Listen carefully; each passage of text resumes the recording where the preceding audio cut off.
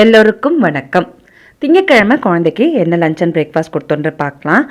Morning பிரேக்ஃபாஸ்ட்டுக்கு பெசரட்டு, பச்சைப்பயிறு தோசை, தோசைக்கு கடலை சட்னி, வேர்க்கடலை தேங்காய் புளி சேர்த்து பண்ண வேர்க்கடலை சட்னி.